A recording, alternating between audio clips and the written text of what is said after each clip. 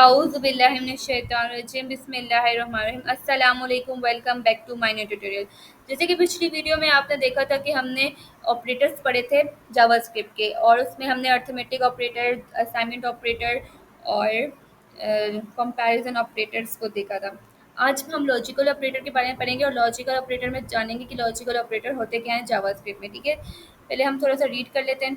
अच्छा, यहाँ पर हम देख सकते हैं लॉजिकल जावास्क्रिप्ट लॉजिकल ऑपरेटर्स हमारे पास हैं, और यहाँ पर एक एंड की साइन है। ठीक है, इसको हम लॉजिकल एंड कहते हैं। आज हम इसको इम्प्लीमेंट करके देखेंगे अपने वेब पेज में। ठीक है, तो चलें यहाँ पर आते हैं। हम शिफ्ट प्लस एक्सक्लेमेशन मार्क को प्रेस करें, इंटर दबाएं, और उसके बाद हम यहाँ पर टाइटल देंगे ऑपरेटर्स का। ठीक है, OPERATOR। ठीक है, ऑपरेटर का। अब हम मुझे यहाँ पर जो है जावास्क्रिप्ट का काम करें तो मुझे यहाँ पर सोर्स लगानी पड़ेगी। और सोर्स लगा के काम करना क्यों ज़रूरी है, मैंने अपनी बहुत प्रीवियस वीडियो में शुरू से स्टार्ट से बताया है।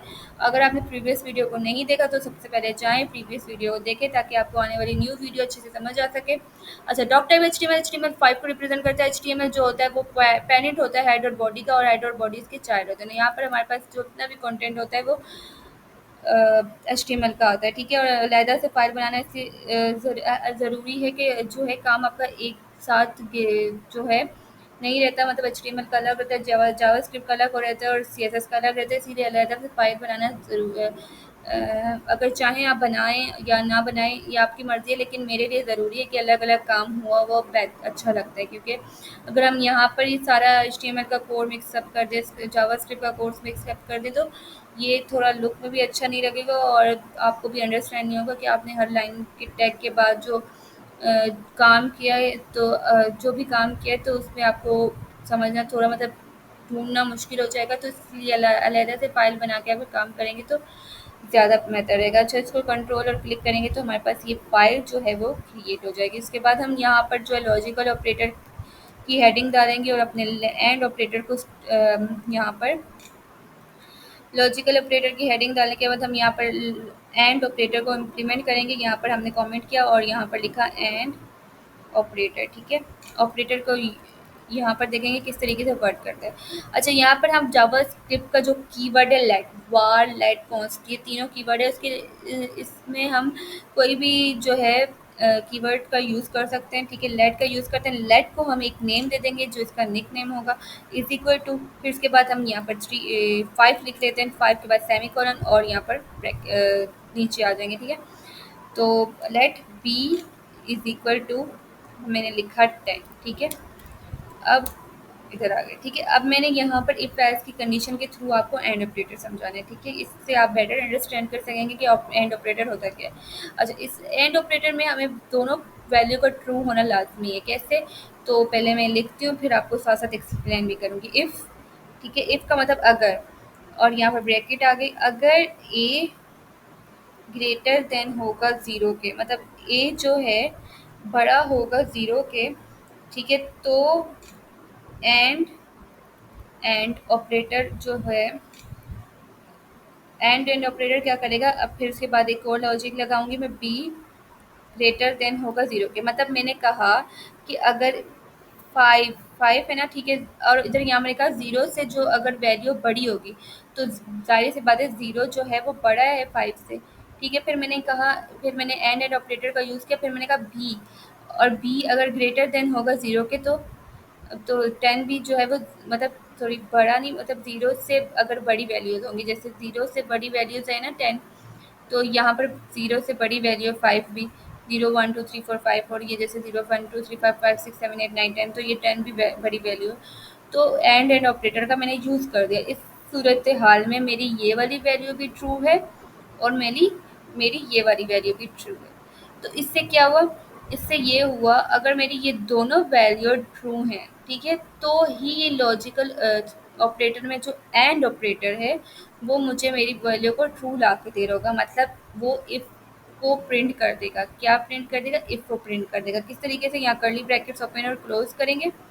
ठीक है, ये इफ़ एल्स वही कंडीशंस हैं जो मैंने आपको अलहदा से जो है वीडियो बनाकर अपलोड करनी है। तो आप लास्ट में इस वीडियो को भी देखें और आने वाली वीडियो को भी देखें, तो उसमें आपको इफ़ एल्स की कंडीशन और मज़ीद अच्छे से समझ आएंगी। अच्छा, अब यहाँ पर देखिए, मैं यहाँ पर एक डॉक्यूमेंट डॉट राइट करूँगी। आपको पता है डॉक्यूमेंट डॉट राइट क्या होता है, कंसोल डॉट लॉग क्या होता है, ये मैंने अपनी प्रीवियस वीडियोस में बताया है, ठीक है। अब यहाँ पर मैं प्रिंट करवा दूँगी। अगर मेरी फर्स्ट वाली वैल्यू, अगर ये वाली वैल्यू ट्रू होगी ना, तो ये यहाँ पर जो मैं लिख रही हूँ इफ़ की कंडीशन में, वो प्रिंट कर देगा, ठीक है। किस तरीके से वो देखेंगे, मैं लिखूँगी both A and B are same, ठीक है। अब मैं लिखूँगी, अब मैंने कहा एस, एस क्या करेगा, अगर मेरी ये वाली जो कंडीशन है, अगर बाय अगर ये फ़ॉल्स हो गई, ठीक है, ये जो मैंने कंडीशन लगाई है, अगर ये फ़ॉल्स हो गई तो वो क्या करेगा, वो जाके एस कर देगा। मतलब ये फ़ॉल्स, अगर कंडीशन फ़ॉल्स होगी ना, तो वो ये प्रिंट कर देगा। किस तरीके से करेगा, पहले मैं यहाँ लिखती हूँ, फिर आपको बताऊँगी, और फिर इस कंडीशन को फ़ॉल्स करूँगी, तो फिर आपको खुद समझ आ जाएगा कि मैं आपको बताना क्या चाह रही हूँ। डॉक्यूमेंट डॉट राइट करेंगे, ठीक है। यहाँ पर मैं लिखूँगी ब्रैकेट फिर इन्वर्टेड कॉमास, ठीक है, और यहाँ पर मैं सेमीकोलन डालूँगी। तो मैं लिखूँगी बोथ